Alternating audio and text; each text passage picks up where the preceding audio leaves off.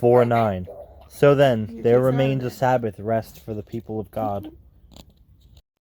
Spoke to Moses and Aaron, saying, The people of Israel shall camp each by his own standard, with the banners of their fathers' houses.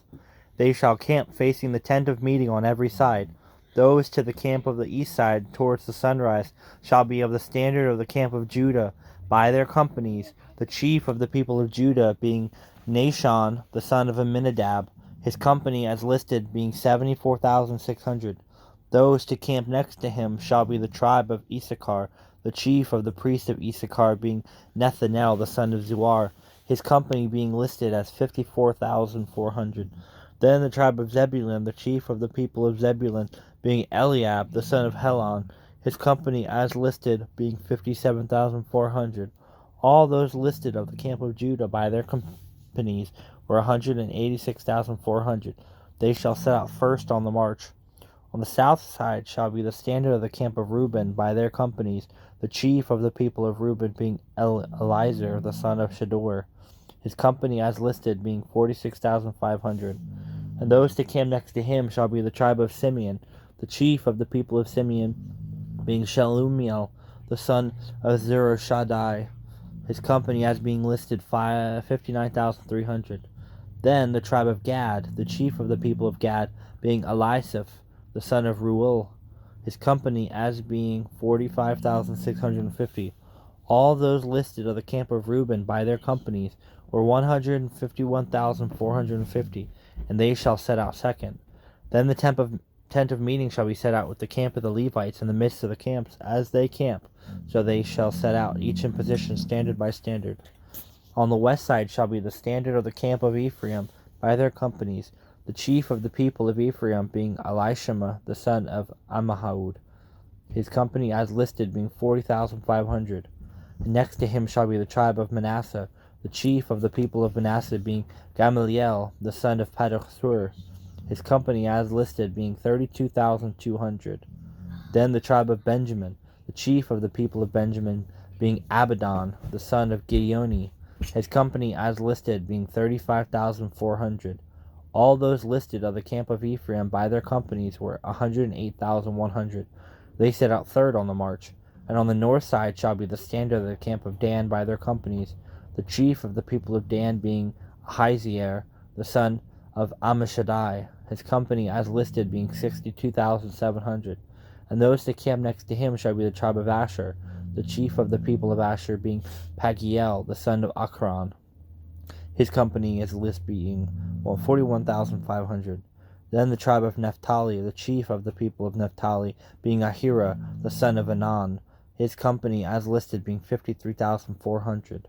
All those listed of the camp of Dan were 157,600.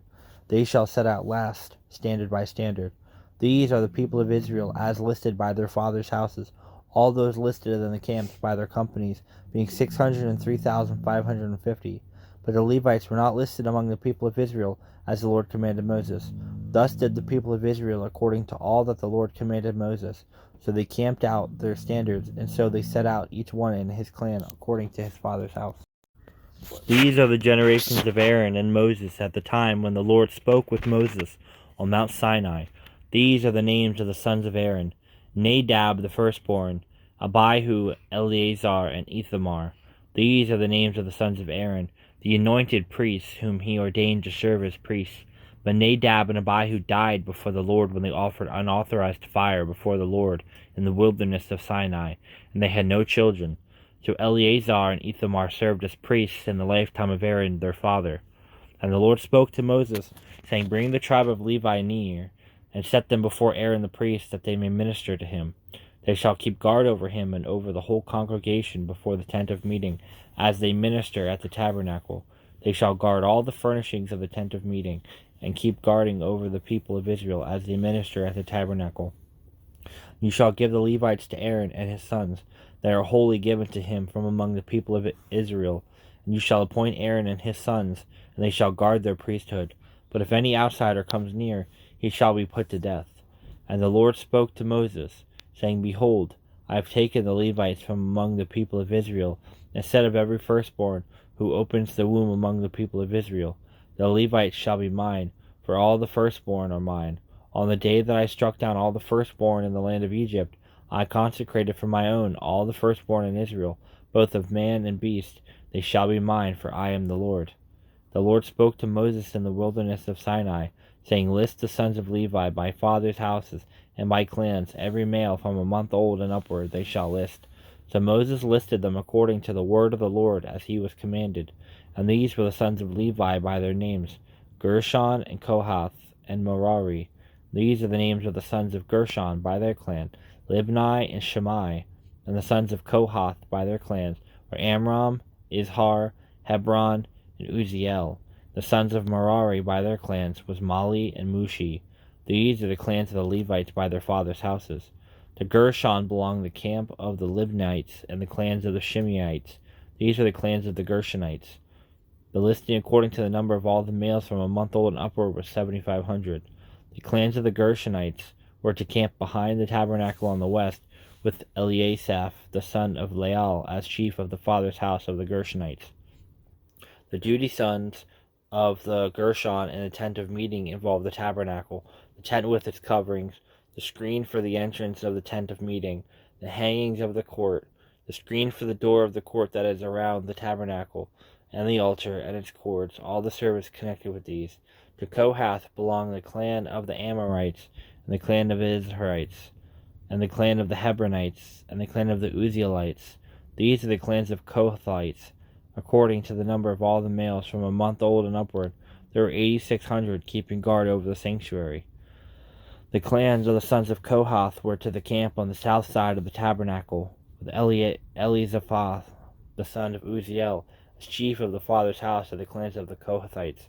And their guard duty involved the ark, the table, the lampstand, the altars, the vessels of the sanctuary with which the priests minister, and a screen, all the service connected with these. And Eleazar, the son of Aaron, the priest, was to be chief over the chiefs of the Levites, and to have oversight of those who keep guard over the sanctuary. To Merari belonged the clan of the Mahlites, and the clan of the Mushites. These are the clans of Merari. Their listings according to the number of all the males from a month old and upward were 6,200. And the chief of the fathers' houses of the clans of Merari were Zuriel, the son of Abihail. They were to camp on the north side of the tabernacle, and the appointed guard duty of the sons of Merari involved the bed frames of the tabernacle, the bars, the pillars, the bases, and all their accessories, all the service connected with these, also the pillars around the court with their bears and pegs and cords. Those were to the camp for the tabernacle on the east, before the tent of meeting toward the sunrise, where Moses and Aaron and his sons guarding the sanctuary itself to protect the people of Israel, and any outsider who came near was to be put to death. All those listed among the Levites whom Moses and Aaron listed as the commandment of the Lord by clans, all the males from a month old and upward were 22,000. And the Lord said to Moses, List all the firstborn males of the people of Israel, from a month old and upward, taking the number of their names. You shall take the Levites for me, for I am the Lord, instead of all the firstborn among the people of Israel, and the cattle of the Levites, instead of all the firstborn among the cattle of the people of Israel. So Moses listed all the firstborns among the people of Israel, as the Lord commanded him, and all the firstborn males according to the number of names, from a month old and upward, as listed, were 22,273. The Lord spoke to Moses, saying, Take the Levites instead of all the firstborns among the people of Israel, and the cattle of the Levites, cattle of the people of Israel. So Moses listed all the firstborns among the people instead of their cattle. The Levites shall be mine, for I am the Lord. And as the redemption price for the 273 of the firstborn of the people of Israel, over the above the numbers of the male Levites, you shall take 5 shekels per head. You shall take them according to the shekel of the sanctuary, the shekel of 20 gerahs, and give the money to Aaron and his sons as the redemption price for those who are over. So Moses took the redemption money from those who were over, and above those redeemed by the Levites. From the firstborn of the people of Israel he took the money, 1,365 shekels, by the shekel of the sanctuary. Moses gave the redemption price to Aaron and his sons according to the word of the Lord, as the Lord commanded Moses. Boast about tomorrow, for you do not know what a day may bring. Let another praise you, and not your own mouth, a stranger, and not your own lips. A stone is heavy, and sand is weighty, but a fool's provocation is heavier than both. Wrath is cruel, and anger is overwhelming, but who can stand before jealousy? Better is open rebuke than hidden love. Faithful are the wounds of a friend, profuse are the kisses of an enemy. One who is full loathes honey, but to one who is hungry everything bitter is sweet. Like a bird that strays from its nest is a man who strays from his home. Oil and perfume make the heart glad, and the sweetness of a friend comes from his earnest counsel. Do not forsake your friend, and your father's friend, and do not go to your brother's house in the day of your calamity. Better is a neighbor who is near than a brother who is far away. Be wise, my son, and make my heart glad, that I may answer him who reproaches me. The prudent sees danger and hides himself, but the simple go on and suffer for it. Take a man's garment when he has put up security for a stranger, and hold it in pledge when he puts up security for an adulteress. Whoever blesses his neighbor with a loud voice, rising early in the morning, will be counted as cursing. A continual dripping on a rainy day, and a quarrelsome wife are alike. To restrain her is to restrain the wind, or to grasp oil in one's right hand. Iron sharpens iron, and one man sharpens another. Whoever tends a fig tree will eat its fruit, and who guards his master will be honored. As in water face reflects face, so the heart of man reflects the man. Sheol and Abaddon are never satisfied, and never satisfied are the eyes of a man. The crucible is for silver, and the furnace for gold, and a man is tested by his praise. Crush a fool in a mortar with a pestle, along with crushed grain, yet his folly will not depart from him. Know well the condition of your flocks, and give attention to your herds, for riches do not last forever, and does a crown endure to all generations? When the grass is gone, and the new growth appears, and the vegetation of the mountains is gathered, the lambs will provide you clothing, and the goats the price of a field. There will be enough goat's milk for your food, for the food of your household, and maintenance for your girls.